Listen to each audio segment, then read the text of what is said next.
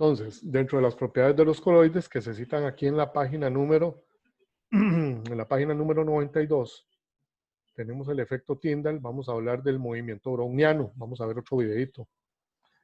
Movimiento browniano.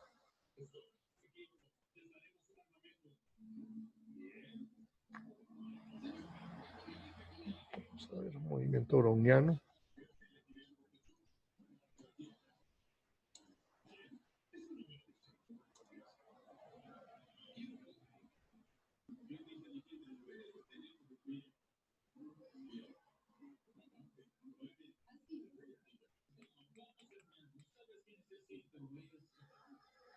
¿Ok?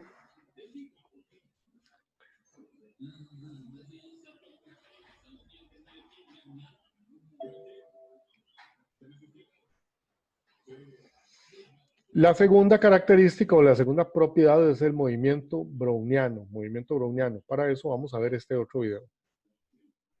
Para que vean lo que es el movimiento browniano. Eso ¿cómo se llama? Lo lleva a cabo o lo percibe solo los coloides. Los líquidos por sí solos o las disoluciones no lo perciben. Entonces, vámonos aquí.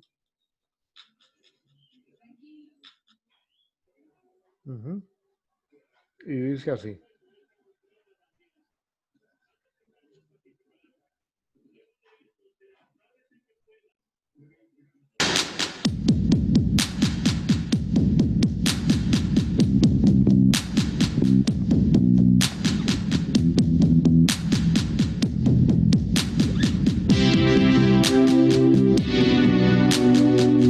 El coloide no es el agua, el coloide es la tinta. O sea, la propiedad del coloide, no del agua.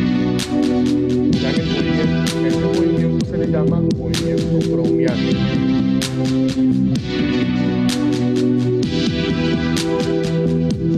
Y se incrementa con la temperatura. Es una característica también.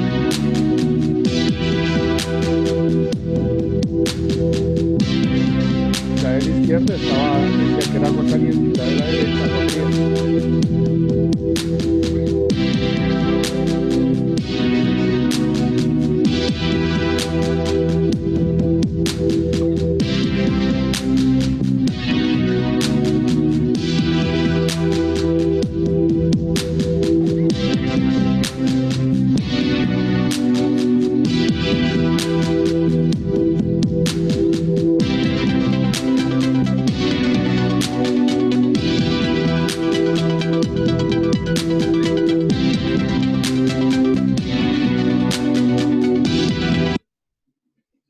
Ven, a eso es lo que le llamamos el movimiento browniano. El movimiento browniano. También habla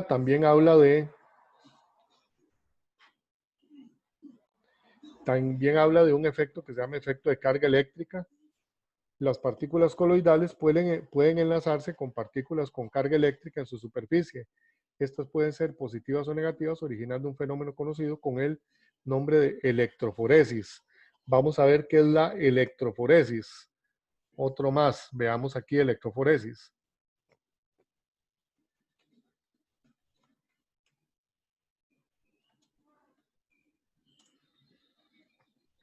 Repetimos que aquí esto es, ¿cómo se llama? Estos son características propias o propiedades de los coloides. Vamos a ver un video bonito de electroforesis.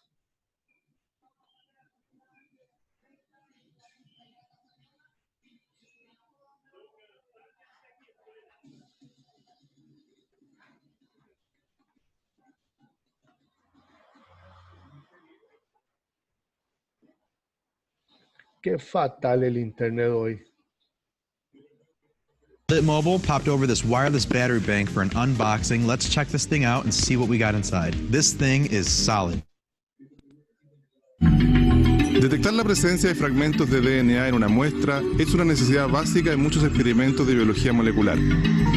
¿Cuántos tipos de fragmentos de DNA hay en estos tubos?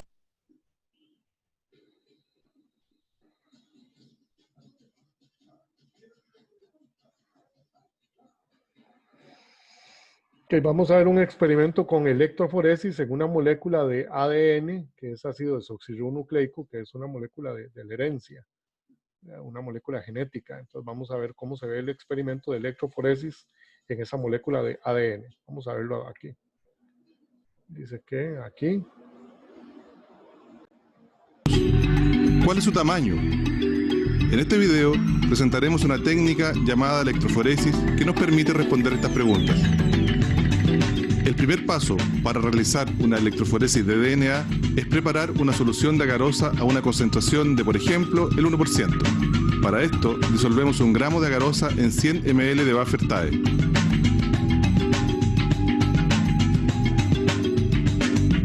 Calentamos esta solución hasta casi su ebullición y vaciamos en un recipiente conocido como bandeja de electroforesis. Luego, insertamos el peine, una pieza plástica que presenta varias estructuras en forma de dientes, cuidando colocar los dientes hacia abajo. Dejamos enfriar la bandeja de electroforesis por unos minutos hasta que la solución de agarosa se solidifique formando una gelatina densa. Procedemos entonces a retirar el peine con mucho cuidado, obteniendo así una serie de pocillos distribuidos en el gel, los que servirán como receptáculos de las muestras de DNA. Introducimos la bandeja de electroforesis en un recipiente más grande llamado cámara de electroforesis y le agregamos abundante buffer TAE en su interior. Ahora, preparamos las muestras de DNA que colocaremos dentro de los pocillos del gel de agarosa. Para este efecto, usando una micropipeta, mezclamos una parte de la muestra A con una solución llamada buffer de carga y procedemos de la misma forma con la muestra B. Este buffer tiene dos funciones. En primer lugar, permite que el DNA no flote en la solución de TAE. En segundo lugar, puesto que la muestra de DNA es transparente, el color generalmente verde del buffer de carga nos permite localizar la posición de la muestra en el gel. Ahora, colocamos cierta cantidad de ambas mezclas en dos pocillos con mucho cuidado para no romper el gel. A continuación, agregamos en un tercer pocillo una pequeña gota de una solución que contiene fragmentos de DNA de tamaño conocido. A esta solución, que también contiene buffer de carga, se le conoce como marcador de peso molecular. Más adelante se explicará su utilidad en la electroforesis. Ya hemos cargado las dos muestras de DNA y el marcador de peso molecular en el gel. Procedemos entonces a insertar la cubierta de la cámara de electroforesis, que contiene dos electrodos. El electrodo negativo, es decir, el cátodo, es el extremo en donde se encuentran las muestras. El electrodo positivo, es decir, el ánodo, se encontrará en el extremo opuesto.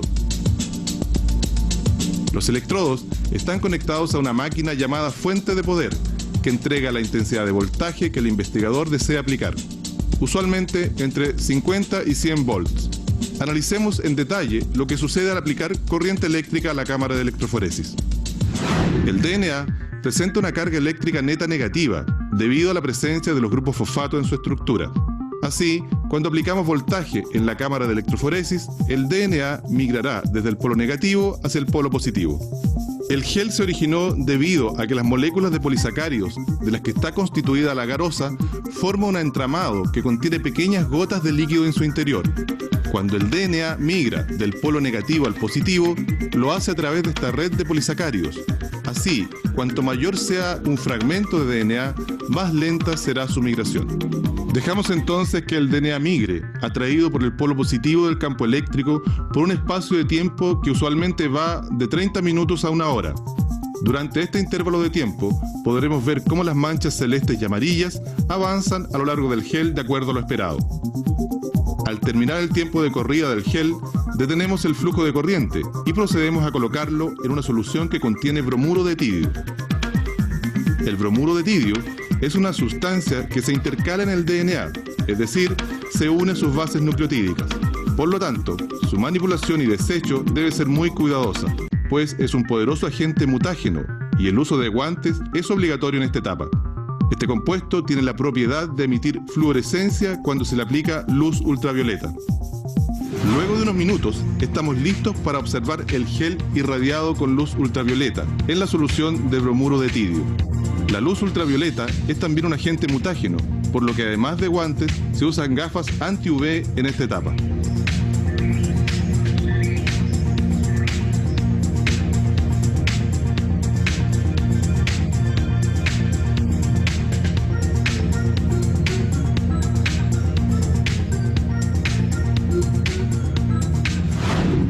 Mediante la lámpara ultravioleta podemos ver una serie de bandas fluorescentes en el gel. En el carril de la muestra A se observan dos bandas, indicando que en esta muestra hay DNA de dos tamaños diferentes. En la muestra B, en cambio, el DNA es de un solo tamaño. En el carril del marcador de peso molecular, por su parte, se observan múltiples bandas. Como se dijo antes, los fragmentos de DNA en esta muestra son de tamaño conocido. En este caso, el marcador de peso molecular contiene bandas que van desde los 100 a los 1000 pares de bases. Esto significa que la banda que registra una emigración menor en este carril corresponde a fragmentos que presentan 1000 pares de bases. Las siguientes corresponden a aquellos con 900 pares de bases, 800 pares de bases y así sucesivamente. Luego de tomar una fotografía de este gel, es posible estimar el tamaño de los fragmentos de DNA detectados en la electroforesis, por comparación con las bandas producidas en el carril del marcador de peso molecular. En este caso, en la muestra A hay dos tipos de bandas, una de 700 pares de bases y otra de 200 pares de bases. En la muestra B, en tanto, la banda que se observa indica que hay un fragmento de DNA de unos 200 pares de bases. La técnica de electroforesis de agarosa no solo revela la presencia de DNA, sino también el tamaño aproximado de los fragmentos presentes en la muestra. Esta técnica forma parte de la mayoría de los experimentos relacionados con genética molecular.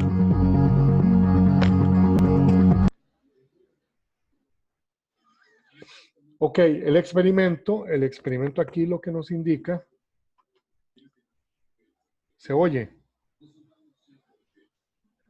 Sí. Ok, el experimento lo que nos indica es la electroforesis que se le lleva a cabo a una ¿cómo se llama? Una muestra de DNA o de ADN. Recordemos lo que dijimos, todo lo que nos compone a nosotros, todos los fluidos que nos compone a nosotros son coloides. Por lo tanto, la electroforesis lo que hace es jalar partículas del coloide para acomodarlas de cierta forma cuando la corriente pasa, la corriente eléctrica pasa a través del ADN. Y vemos la utilidad que tiene, por ejemplo, en lo que decía ahí el del muchacho del video, la utilidad que tiene en ingeniería genética o en proyectos de genética, ¿verdad? Más o menos como una prueba tipo CSI, ¿verdad? Una prueba criminológica para averiguar si alguien es culpable o es inocente. Entonces la electroforesis consiste en eso. Dentro de las propiedades que tienen los coloides, entonces ya vimos, vamos a dejar de, nos venimos para acá. Entonces ya vimos el efecto de carga eléctrica, que es que la carga eléctrica afecta directamente a los coloides. ¿Por qué? Porque les separa las partículas. Unas toman para un lado y otras toman para otro. El efecto Tyndall, que es el efecto de la luz sobre el coloide. El movimiento browniano, que es el efecto del coloide a la hora de mover sus moléculas dentro de un entorno definido. Y por último, de este casi no hay videos, que es el efecto de absorción. Lo que significa el efecto de absorción es que los coloides actúan como una esponja, como una espuma. Dice, esta propiedad se debe a la gran cantidad de área superficial que tienen los coloides, lo cual les permite absorber las partículas cargadas del medio que las rodea. Entonces, cuando usted somete un coloide digamos, un coloide, usted lo pone en un espacio que hay mucho más partículas, el coloide va a tender a absorber esas partículas, o sea, él va a tender a atraerlas. ¿Por qué? Porque los coloides actúan como una esponja. Por eso es que cuando uno se raspa, digamos, usted va corriendo, está haciendo ahí una carrera, ¿verdad? Y se raspa, dentro del raspón, toda la arenilla entra como si nada dentro de la herida. ¿Por qué? Porque al tener nosotros compuestos coloidales, que precisamente o sea, que muestra cada uno digamos, de los componentes, el coloide lo que hace es absorber partículas. Entonces, por eso es que cuando uno se cae, un montón de tierra y arena se mete dentro de la herida. No es porque se meta presión, digamos, por la presión de la caída o algo, o del raspón, sino que porque una función propia de los tejidos de los seres vivos, al ser coloidales, es que ellos van a absorber las partículas que están alrededor, las partículas del medio. Y por eso se da este efecto. ¿Ok? Entonces, estas 4 las pueden preguntar, o lo que hacen es que nos preguntan cada una por separado a nivel de características o propiedades coloidales. Efecto Tyndall, movimiento browniano, carga eléctrica. Y por último, el efecto de absorción. Absorción. La importancia de los coloides. En la industria los coloides son un grupo importante y cómo los podemos utilizar. Entonces, por ejemplo, en productos químicos, pinturas, pigmentos, adhesivos. Ahora que estaba escuchando lo de Silvia y los tatuajes, todas las pinturas que utiliza uno digamos, para producir cambios de colores en la estructura de la piel, son coloidales, todas las pinturas. De hecho, todas las pinturas a nivel general son coloidales. Todo lo que son... Usted me está escuchando. Sí, entré antes, ¿verdad? Es que me hice el maje. Ah, No, pero está bueno saberlo, me extraña. Todos los pigmentos que se utilizan para pintar, por ejemplo, las casas, para pintar automóviles, todo lo que es pintura automotriz es de origen coloidal. Los adhesivos, los pegamentos son coloidales. Los lubricantes son coloidales. El papel es un coloide. ¿Por qué el papel es un coloide? Porque viene de tejidos vegetales. Y dijimos que todos los fluidos que tienen origen vivo, de seres vivos, son coloides. La baba de las babosas es un coloide. La savia de las plantas, ya lo habíamos mencionado, es un coloide. Entonces, todo lo que surja de seres vivos son coloides. Tintas para impresoras, etcétera, ¿verdad? En la industria farmacéutica, aquí vienen emulsiones como la emulsión de Scott, como el Vigorón AP que tomaba uno antes, el Hemocitón, antibióticos, cremas, ungüentos, materiales absorbentes, entre otros, y por supuesto los geles, ¿verdad? Todo lo que es en gel, en pomada, todo eso son coloides. Materiales, aleaciones, cerámicas, cementos, plásticos, fibras, látex, coloides. Medio ambiente, los aerosoles, las espumas, purificadores de agua, los pesticidas, el baigón, toda esa carajada que son aerosoles, son coloides. Dentro de la alimentación, habíamos dicho que todo lo que tenga que ver con derivados lácteos, se cita la leche, la mantequilla, el queso, cualquier queso, no solo el queso crema, cualquier queso es coloidal. Aquí que hay un montón de quesos diferentes, queso tierno, queso semiduro, queso para freír, queso duro, queso añejo, queso ahumado. Todos los quesos son coloides, la crema batida, las espumas, la espuma de afeitar es un coloide. El champú es un coloide, el rinse es un coloide. Todo lo que tenga que ver con textura que evita ser fluida, es un coloide. Entonces, estamos delante de un predicamento. ¿Por qué? Porque en algún momento dijimos que el aceite era líquido, el aceite, por ejemplo, el aceite clover o el aceite vegetal. Los aceites son coloidales. ¿Por qué? Porque si cumple la definición de que todos los fluidos que provienen de seres vivos son coloides, los aceites, al ser un fluido que proviene de los vegetales, son coloides. El aceite clover, el aceite capullo, el aceite vinoli, o sea, cualquier aceite, o sea, los aceites son coloides, las gelatinas, las jaleas, la miel de abeja, la mayonesa, la mostaza, las salsas, son mezclas, pero son mezclas coloidales, ¿ok? Entonces, aquí quedamos con coloides. La práctica que les voy a mandar es una práctica de identificación de coloides e identificación de propiedades de coloides. Eso sería lo de, para quedar aquí en métodos de separación de mezclas, para ver todos los métodos de un solo tiro. Entonces eso sería lo del día de hoy, chicas y chicas. muchas gracias, profe. Con todísimo gusto. Muchísimas gracias. Muchísimas gracias, profe. Nos Vamos a la estamos viendo. práctica del grupo. Sí, la práctica la subo al grupo mañana porque porque Ok, tengo que subir unos videos y entonces estoy preparando el material, entonces yo lo subo mañana. ¿Listo? listo, profe, buenas noches. Perfecto, Buenas muchísimas noches. gracias. Buenas Igual, noches. que tengan buenas noches, que Dios les acompañe. Profe.